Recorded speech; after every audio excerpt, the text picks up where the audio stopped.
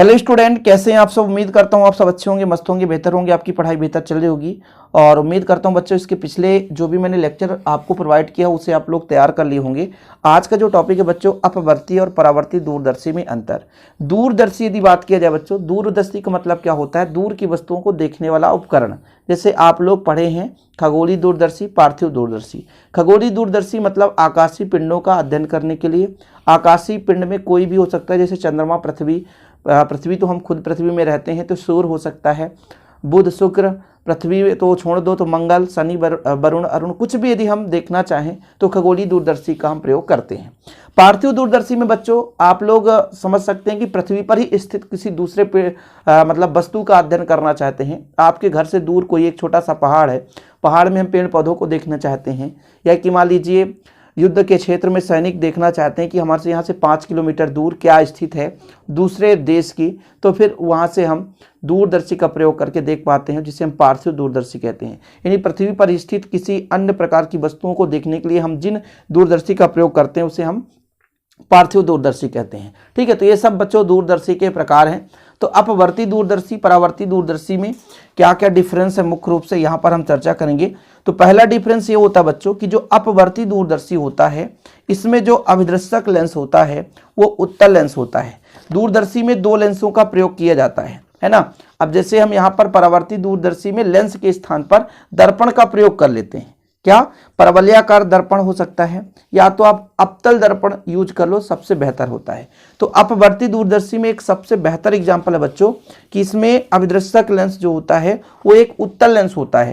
लेकिन जो परावर्ती दूरदर्शी है, ये परावर्ती दूरदर्शी है। परावर्ती दूरदर्शी में जो अभिदृश्यक होता है, जो वस्तु की ओर लेंस होता है, वो लेंस के स्थान पर परवलयाकार दर्पण या आप अवतल दर्पण उपयोग में ला सकते हैं। दूसरा अंतर बच्चों आपको तैयार करना है कि जो अपवर्ती दूरदर्शी होता है इसमें 2 प्रकार के दोष पाए जाते हैं, एक बर्ण विपथन और एक गोली विपथन। तो 2 प्रकार के दोष पाए जाते हैं। लेकिन जो परावर्ती दूरदर्शी है इसमें किसी भी प्रकार का दोष नहीं पाया जाता, ना तो बर्ण विपथन और ना ही गोली विपथन। इसी कारण से जो परावर्ती दूरदर्शी होता है इसमें तीव्र एवं स्पष्ट रूप से प्रतिबिंब हमें दिखाई देता है। लेकिन वहीं पे यदि हम अपवर्ती की बात करते हैं इसमें रंगीन और अस्पष्ट प्रतिबिंब, रंगीन दिखाई देने लगता, अंतिम प्रतिबिंब रंगीन, वह अस्पष्ट हो जाता है, मतलब स्पष्ट रूप से हमें दिखाई नहीं, जिसका जो वस्तु होना चाहिए वो ना दिख करके रंग दिखाई देने लगता है कि ये थोड़ा सा स्पष्ट रूप से दिखाई नहीं दे पाता।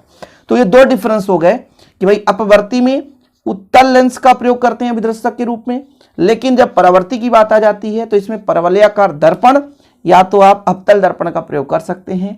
ठीक है, इसके बाद बच्चों अपवर्ती दूरदर्शी में दोष पाया जाता है यार गोली विपथन और बर्ण विपथन, और इस कारण से इसका अंतिम प्रतिबिंब अस्पष्ट होता है, स्पष्ट दिखाई नहीं देता। लेकिन परावर्ती दूरदर्शी बहुत अच्छा होता है बच्चों, इसमें जो प्रतिबिंब है तीव्र स्पष्ट रूप से दिखाई देता है, इसमें कोई दोष नहीं पाया जाता।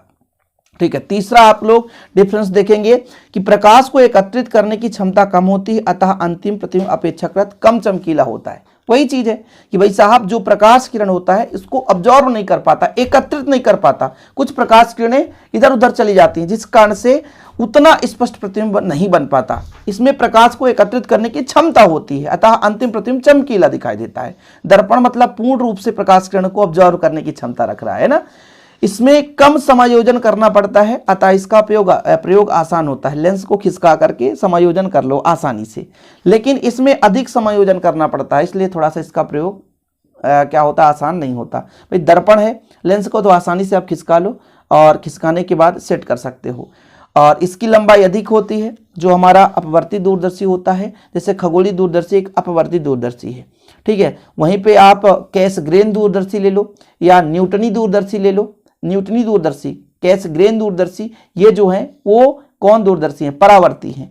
तो इनकी जो लंबाई है बहुत कम होती है, सूक्ष्म होती है। इन पर भी हम टिप्पणी आपको प्रोवाइड कराएंगे, बिल्कुल चिंता ना करें। एग्जाम में तो कभी भी कैस ग्रेन दूरदर्शी या न्यूटनी दूरदर्शी नहीं पूछा जाता, लेकिन इस बार मैं आपको पढ़ाऊंगा क्योंकि ये नॉलेज होना चाहिए भाई, किस प्रकार से हम परावर्ती दूरदर्शी को तैयार कर सकते हैं। तो ये रहा छोटा सा डिफरेंस, फटाफट तैयार कर लो। एक बार फिर से चर्चा कर लेते हैं। अपवर्ती दूरदर्शी में अभिदृश्यक एक उत्तल लेंस होता है, परावर्ती दूरदर्शी में अभिदृश्यक एक परवलयाकार दर्पण होता है।